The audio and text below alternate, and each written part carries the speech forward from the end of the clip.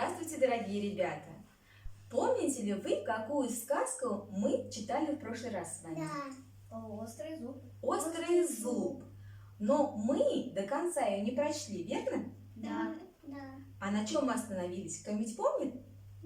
То, что как папа начал ругать своих детей. Отругал своих сыновей и сказал, что ночевать нужно только дома. Да. Потому что дома ночью это самое безопасное место. Мы остановились, и папа поругал детей. Да, поругал детей.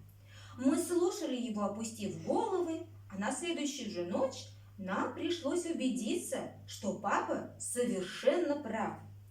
Ночью к нам попытался забраться огромный голодный медведь. Но как он не старался сломать крышу, ничего у него не получилось. Мы сначала ужасно перепугались и забились под кровать, а потом подумали, какие же мы молодцы, папа и мама, построили такой дом. Не дом, а настоящая крепость. На следующий день я не пошел гулять. Мне очень хотелось сделать что-нибудь полезное. Может быть, набрать веток и бревнышек, чтобы починить крышу и плотину. Зубы у меня были еще не очень крепкие, поэтому толстое дерево я подгрызть не мог. Вот удача! Среди зарослей камыша я заметил два тонких красных ствола. Ну, эти-то я перекушу в один миг, радостно подумал я. Но не успел вонзить зубы, как что-то больно ударило меня по голове. Представляете, то, что я принял за стволики молодых деревьев, оказалось длинными ногами цапли. Она, конечно, разозлилась и здорово стукнула меня своим острым клювом прямо по голове. Не сразу я научился работать, как взрослые, но мало-помалу приноровился. И вот я догрызаю ствол старого бука. Его верхушка уже дрогнула, ствол затрещал, и дерево с грохотом грохнуло. Как же это приятно! Я вырос сильным, молодым бобром.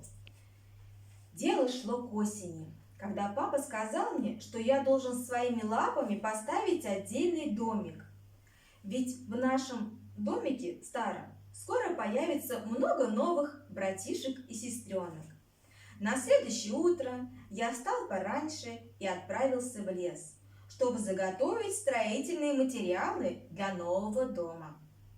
Там я встретил симпатичную молодую бобриху, и мы быстро подружились, и она помогла мне свалить толстенную березу.